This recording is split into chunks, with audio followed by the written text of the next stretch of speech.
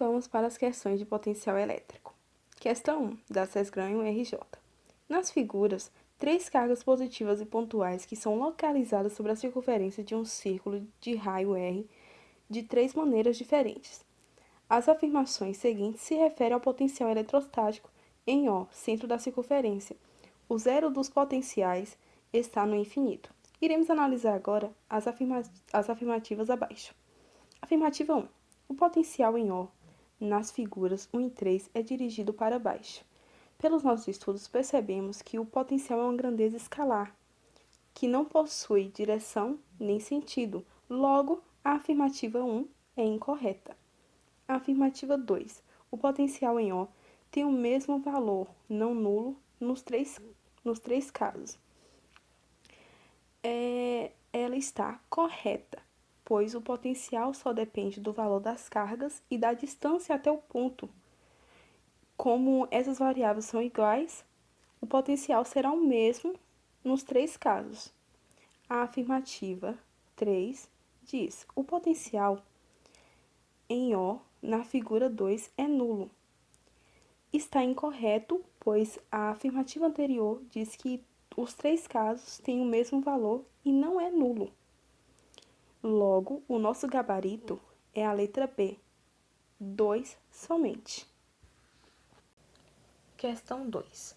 Considere uma partícula eletrizada com uma carga Q fixa em um ponto A.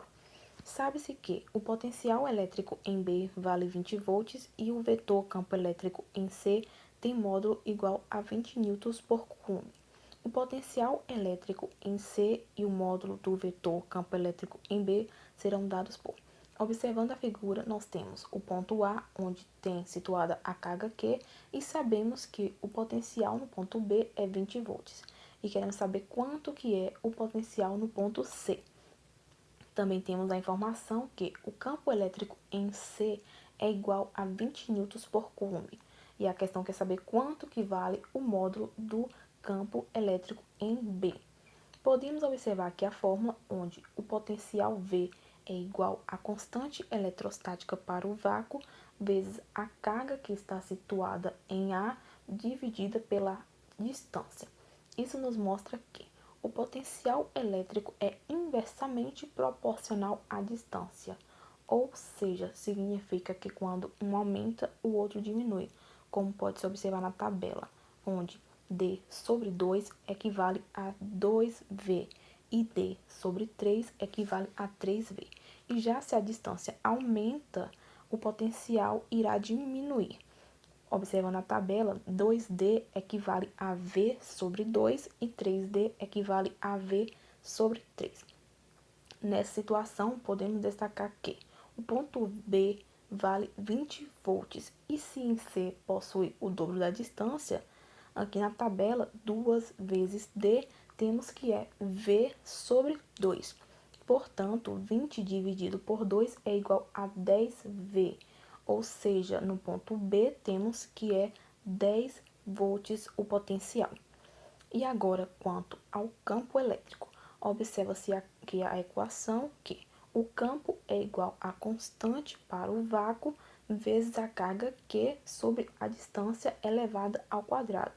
Logo, o campo é inversamente proporcional ao quadrado da distância. Observa-se na tabela, se temos a diminuição da distância, o campo tem que aumentar. Por exemplo, no caso de D sobre 2, quando elevo esse 2 ao quadrado, o campo aumentará 4 vezes. E se a distância aumenta, o campo diminuirá. Ou seja, quando aqui na tabela nos mostra 2D será E sobre 4. E quando é 3D, será E sobre 9. Analisando a situação, sabemos que o campo elétrico em C, onde esse campo equivale a 20 newtons por coulomb, e se vamos diminuir a distância, então passa a ser D sobre 2, que nos dá 4 vezes E. Então, 20 vezes 4 é igual a 80 newtons por coulomb no ponto B. Ou seja, descobrimos antes que no ponto C o potencial era 10V. E agora o campo elétrico em B equivale a 80 newtons por coulomb. Analisando as alternativas, a resposta correta é a letra B.